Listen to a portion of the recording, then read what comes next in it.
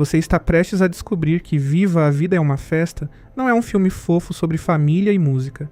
É o conceito mais aterrorizante que a Pixar já colocou na tela. E o vilão dessa história não é apenas cruel. Ele é o ser mais diabólico que a Disney já criou. Fica comigo até o final, porque eu prometo.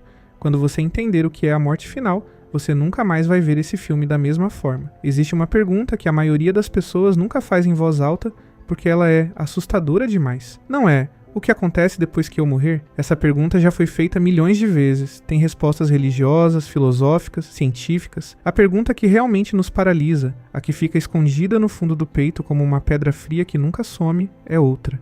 É essa: 100 anos depois que eu morrer, alguém vai saber que eu existi? Alguém vai pronunciar meu nome? Alguém vai sentir falta de mim? E a resposta honesta, a resposta que nenhum de nós quer encarar de frente, é quase sempre não.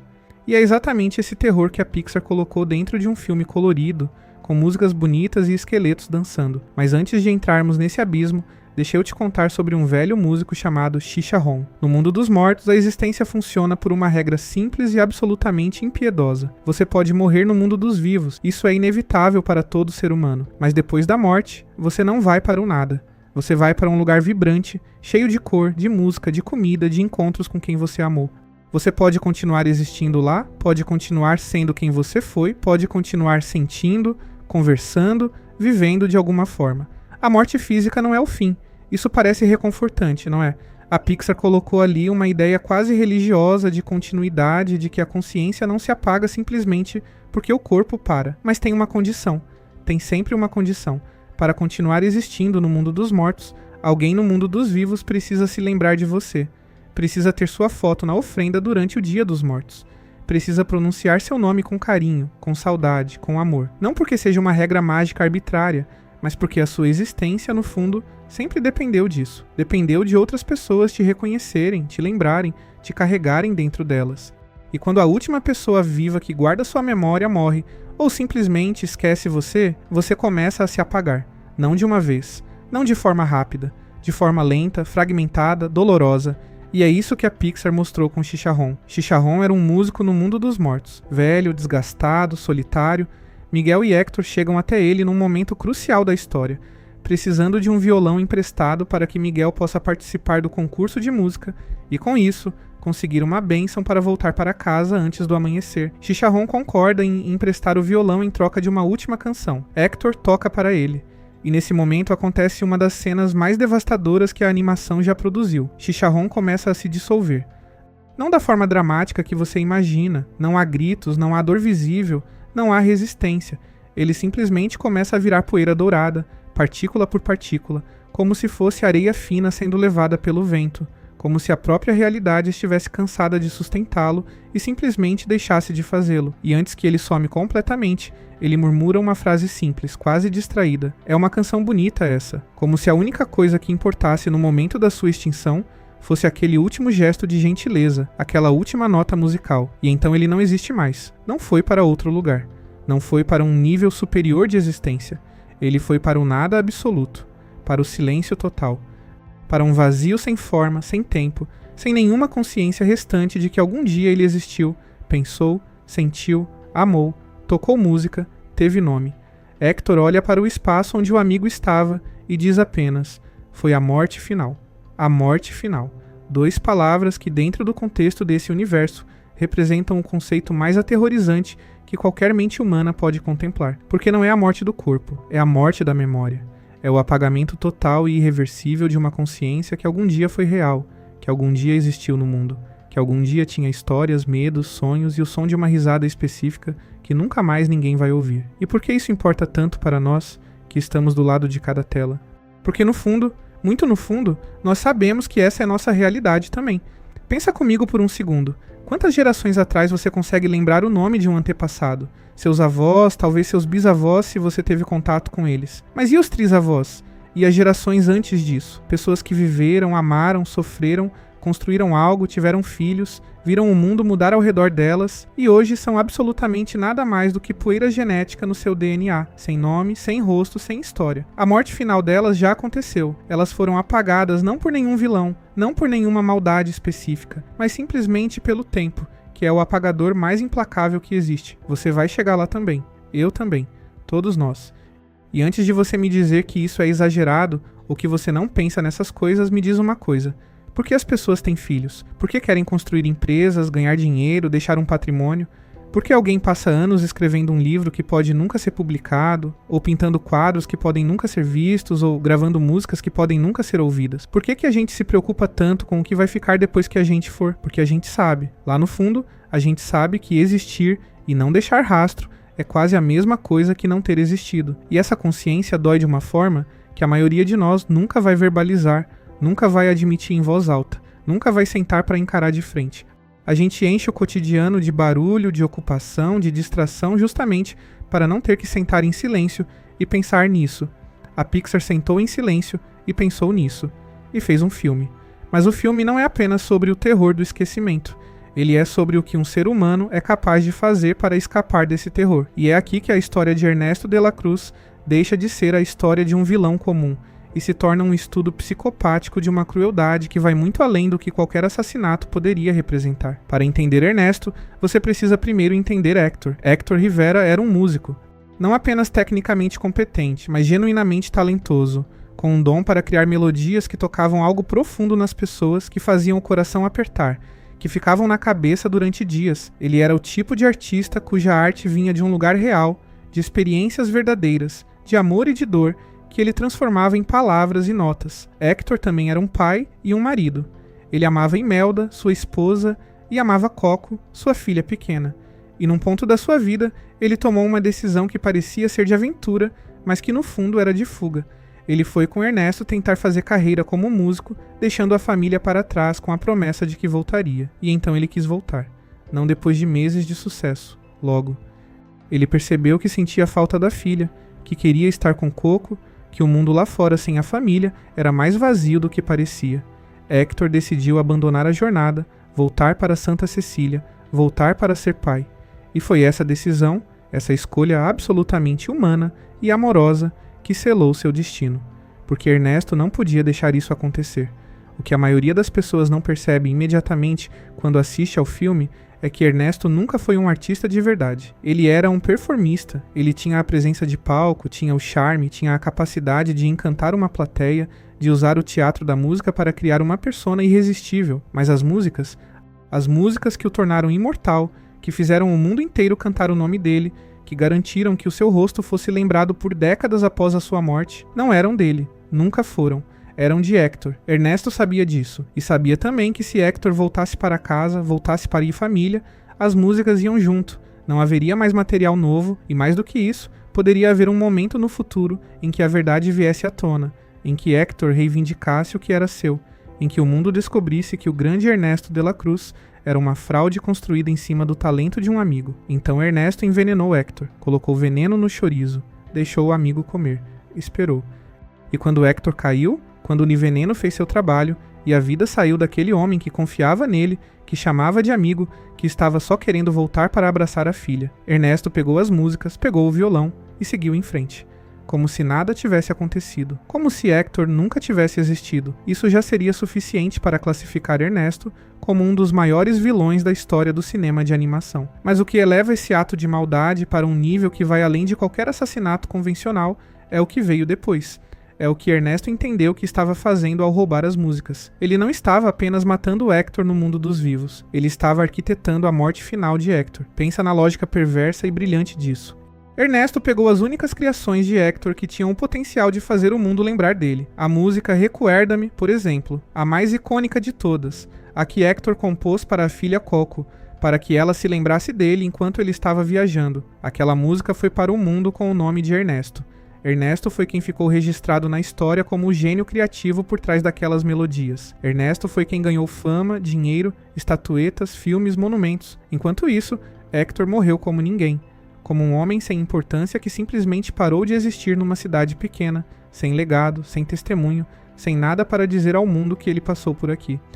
E no mundo dos mortos, porque ninguém o conhecia, porque o seu nome havia sido apagado da história da música, porque a única família que poderia tê-lo lembrado havia sido instruída por Imelda a nunca mais pronunciar seu nome em casa. Héctor estava desaparecendo, foto por foto sumindo das ofrendas, memória por memória se apagando, geração por geração da família Rivera, crescendo sem saber que ele existia, sem nada para colocar no altar durante o Dia dos Mortos, sem nenhum motivo para invocar aquele nome. E a única coisa que ainda o prendia ao mundo era a memória de Mamá Coco, uma mulher idosa com a mente se apagando, com os fragmentos de lembrança se tornando cada vez mais raros e frágeis. Aquela criança pequena para quem Héctor havia composto a música mais bonita da sua vida estava ali, décadas depois, velha e silenciosa, guardando num canto da mente o rosto do pai que partiu e nunca voltou. Enquanto Coco existisse e lembrasse, Héctor existia. Quando Coco fosse, Héctor seria apagado para sempre. Ernesto, de forma completamente intencional ou não, havia criado a armadilha perfeita. Havia transformado o próprio amor de Héctor, o amor pela filha, na única coisa que o mantinha de pé. E estava deixando esse fio se desfiar naturalmente, sem precisar fazer mais nada. Se isso não é a crueldade mais absoluta que você já viu num filme infantil, eu não sei o que é. E agora deixa eu pausar aqui por um segundo, porque eu preciso de você. Se esse vídeo está te fazendo pensar, se você está sentindo aquele frio na barriga que a gente sente quando uma ideia realmente nos atinge fundo, me faz um favor enorme. Aí para esse vídeo. Deixa o like e comenta aqui embaixo o que você acha sobre essa ideia da morte final. E se inscreve no canal porque tem muito mais conteúdo assim chegando. Se você quiser ir além e fazer parte da nossa comunidade de uma forma mais próxima, dá uma olhada na opção de membro aqui no canal. É a forma mais direta de apoiar esse trabalho e continuar recebendo análises assim toda semana. O algoritmo do YouTube só entende o valor de um vídeo quando as pessoas reagem, e a sua reação aqui importa mais do que você imagina. Agora, voltando. Existe um momento no filme que resume tudo isso de uma forma que me parte o coração toda vez que eu assisto. É o momento em que Miguel finalmente está no mundo dos mortos, finalmente encontra Héctor e percebe quem ele é.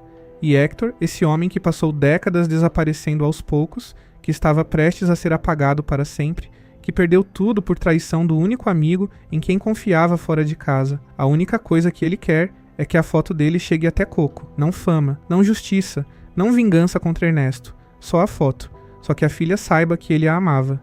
Aquilo não é apenas uma cena emocionante num filme da Pixar. Aquilo é uma meditação sobre o que realmente importa quando estamos diante do apagamento total. Quando tudo se simplifica no mínimo absoluto, quando a imortalidade não está mais em questão e o que resta é apenas a última faísca antes do escuro. O que você escolhe? Héctor escolheu o amor, escolheu a filha, escolheu uma foto e uma música que dizia "Lembra de mim".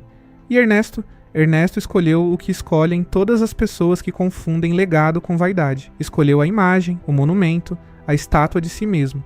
Escolheu ser lembrado não pelo que realmente era, mas pelo que fingiu ser. E existe algo terrivelmente justo e ao mesmo tempo terrivelmente trágico no fato de que Ernesto, mesmo sendo famoso para sempre, mesmo tendo seu nome cantado por gerações, mesmo tendo um museu, um filme, uma fonte pública dedicada a ele, não tem um único descendente, não tem família.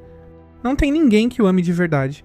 Ele conquistou a imortalidade da reputação e perdeu a única forma de imortalidade que realmente dura: ser amado por alguém que te conheceu de verdade. Porque é aí que está o paradoxo central que o filme propõe, e que eu acho que é a sua mensagem mais profunda. A gente passa a vida tentando ser lembrado por muitos, quando a única memória que realmente nos salva da morte final é a memória de alguém que nos amou. Uma pessoa. Uma única pessoa que guarde seu nome com carinho. Uma Coco qualquer que, mesmo velha, mesmo cansada, mesmo com a mente se desfazendo, ainda sorria ao ouvir uma música que o pai cantava. Isso é tudo. Isso é suficiente. Mas a humanidade moderna, a nossa geração específica, vive numa crise existencial que torna tudo isso ainda mais complicado e mais doloroso. Porque nunca na história humana nós tivemos tanto acesso à imortalidade aparente. E nunca nos sentimos tão descartáveis. A gente vive numa época em que é possível ter 1 milhão de seguidores numa rede social, e mesmo assim, sentir que ninguém te conhece de verdade. Em que uma foto pode ser vista por pessoas do outro lado do mundo em segundos, e mesmo assim você deita à noite se perguntando se faz alguma diferença. Em que qualquer um pode, em teoria, criar algo que dure para sempre na internet, um vídeo, um texto, uma música, e mesmo assim a maioria das pessoas vai ser esquecida muito antes de morrer. A ansiedade de legado que a gente sente hoje não é neurótica nem fútil. É uma resposta completamente racional a um mundo que nos bombardeia com a ideia de que ser esquecido é o maior fracasso possível. As redes sociais são, em grande parte, máquinas de produzir essa ansiedade. Você posta, conta os likes, mede o alcance, verifica quem viu, quem comentou, quem compartilhou. E se os números são bons, você se sente real por um momento. E se os números são baixos, você se pergunta se está fazendo diferença. É a mesma mecânica da ofrenda no Dia dos Mortos, só que em tempo real. com feedback imediato e constante. A foto na ofrenda substituída pela foto no feed, a flor de cemitério substituída pelo like, e o medo de sumir da ofrenda substituído pelo medo de perder relevância. A gente está, todos nós, vivendo uma versão cotidiana do terror que Hector viveu durante décadas no mundo dos mortos. A diferença é que ele entendia o que estava em jogo. A diferença é que ele sabia o nome do que temia. Nós chamamos de depressão, de crise de identidade, de síndrome do impostor, de ansiedade de propósito. Mas no fundo, em muitos casos, é a mesma coisa. É o medo de chegar ao fim da vida e perceber que não ficou nada, que você passou por aqui sem deixar marca, que o mundo seguiu em frente sem nem notar que você saiu. E aqui entra uma dimensão do filme que eu acho que é subestimada. A maldição da família Rivera não é apenas uma maldição contra a música, é uma maldição contra a memória. Quando Imelda baniu a música de casa, quando ela apagou o rosto de Hector das fotos, quando ela ensinou as filhas e as netas a nunca pronunciarem o nome dele, a nunca perguntarem sobre o pai que foi embora, ela criou uma ruptura na cadeia de memória. Ela fez com que Hector fosse esquecido não apenas pelo mundo, mas pela própria família. E isso foi, mesmo que Imelda não soubesse, o maior presente que ela poderia ter dado para o plano silencioso de apagamento que Ernesto havia iniciado. Ernesto roubou as músicas e matou o homem, mas Imelda, movida pela dor do abandono, ajudou a matar a memória. E ninguém pode culpá-la, porque a dor dela era real. O abandono que ela sentiu era real. A raiva é uma resposta completamente humana. Mas o resultado foi devastador. Gerações inteiras da família Rivera cresceram sem saber quem era o homem que havia composto as músicas mais bonitas que existiam, sem saber que aquelas melodias que tocavam no rádio e que todo mundo cantava vinham de dentro da própria família. Aquilo ali, naquela casa em Santa Cecília, havia um tesouro que ninguém sabia que existia. Isso também é um tipo de morte final. Mais silencioso, mais lento, mas igualmente cruel. Ser apagado da própria história da sua família. Ser uma lacuna, um buraco, um assunto proibido. Existir apenas como sombra do que poderia ter sido. Presente apenas na teimosia de uma avó que proibiu instrumentos porque eles lembravam demais de algo que doía demais. Mas por mais sombrio que tudo isso seja, por mais pesado que o peso existencial do esquecimento pareça, o filme recusa uma conclusão nihilista. E eu acho que é aqui que a genialidade da narrativa se revela em sua forma mais completa. Falando nisso, se você curte análises assim e quer levar um pouco da magia da animação para a vida real, dá uma olhada na aba de shopping do canal. A gente tem camisetas exclusivas com arte de animações, feitas especialmente para quem, assim como a gente, vê muito mais do que desenho quando assiste a um filme de animação. É uma forma bonita de carregar isso com você. Mas voltando ao ponto central, a solução que o filme propõe não é a fama, não é o legado artístico, não é o monumento, não é a estátua. A solução é exatamente o oposto do que Ernesto escolheu. A solução é simples, quase inconvenientemente simples diante de toda a complexidade do problema. Lembrar das pessoas que amamos antes que seja tarde. Miguel volta para o mundo dos vivos com a letra de Recuerda-me na cabeça e ele canta para Mamá Coco. E algo acontece que é, para mim, o momento mais emocionalmente preciso que a animação já produziu. Coco, que estava silenciosa, distante, com a mente se fechando aos poucos, começa a reconhecer a melodia. E de dentro daquele silêncio, de dentro daquela velhice que parecia ter apagado tudo, ela começa a cantar junto. E então ela começa a falar, começa a lembrar, começa a contar sobre o papai que foi embora, mas que a amava muito, e que havia feito para ela uma canção bonita. Naquele momento, Hector não desapareceu. Naquele momento, a corrente foi restabelecida. A memória voltou a fluir de geração para geração, a foto voltou para sua ofrenda, e um homem que estava prestes a ser apagado da existência foi salvo pela última faísca de amor de uma filha que nunca esqueceu de verdade. Isso é extraordinário do ponto de vista narrativo, mas é ainda mais extraordinário do ponto de vista filosófico. Porque o filme está dizendo que a morte final não é inevitável, que ela acontece não porque o tempo apaga as coisas, mas porque as pessoas escolhem não lembrar. E que a escolha de lembrar, de contar a história, de pronunciar o nome, de cantar a música, de colocar a foto no altar, essa escolha tem um poder que vai muito além do sentimental. Ela é literalmente uma questão de existência ou não existência. E isso me faz pensar numa coisa que raramente falamos quando discutimos a relação entre pais e filhos, entre avós e netos, entre as gerações que existem hoje e as que já foram. A gente tende a ver a lembrança dos antepassados como um ato de respeito, de tradição, de cultura. Mas o filme propõe algo mais urgente. É um ato de salvamento. É o ato de pegar alguém que está no limiar do apagamento e dizer: não, você importou. Você foi real, você existiu e fez diferença, e eu vou carregar isso comigo. Todo mundo que já perdeu alguém e ainda mantém uma foto deles, ainda fala o nome deles, ainda conta histórias sobre eles para as crianças da família, está fazendo exatamente isso. Está sendo o cordão que prende aquela pessoa ao mundo. Está sendo a razão pela qual aquela consciência que amou, que sofreu, que riu, que existiu, ainda tem um lugar de pertencimento no universo. E todo mundo que nunca ouviu a história dos próprios bisavós, que nunca soube os nomes dos tataravós, que olha para o próprio sobrenome sem saber de onde vem, está vivendo a consequência do silêncio. Não por maldade, mas porque as correntes se rompem, as histórias se perdem, os nomes desaparecem. A morte final não é dramática, não tem a estética de chicharrão virando poeira dourada. Na vida real, ela é silenciosa. É uma tarde qualquer em que o último neto que ainda se lembrava do rosto da bisavó morre, e com ele vai a última imagem viva de um ser humano que amou, trabalhou, chorou, criou filhos, cuidou de gente, passou por guerras e crises e colheitas, e que agora não existe mais em lugar nenhum, exceto num banco de dados de genealogia que ninguém vai consultar. É isso, acontece assim, sem violão, sem poeira dourada, sem cena de cinema. Só o silêncio se expandindo onde havia uma vida. E Ernesto de la Cruz, para fechar esse pensamento da forma como ele merece, não é apenas um assassino. Ele é o símbolo de todos que confundem criar legado com roubar legado, de todos que constroem a própria imagem sobre o apagamento de outros, de todos que entenderam que a memória é um recurso limitado e decidiram monopolizá-la de forma violenta, deixando outros na sombra para que a própria luz parecesse mais brilhante. E o julgamento dele no mundo dos mortos, quando a multidão finalmente entende o que ele fez e o rejeita completamente, não é apenas poético, é a representação de uma verdade que o tempo eventualmente revela sobre todas as fraudes, que a imagem construída sobre mentiras eventualmente racha, que as músicas que não são suas eventualmente denunciam a voz que as canta sem entendê-las, que o roubo de legado não garante imortalidade, porque a imortalidade verdadeira não vive na fama, vive no amor. E amor é a única coisa que não se pode fingir para sempre. Ernesto vai ser lembrado, mas vai ser lembrado como vilão.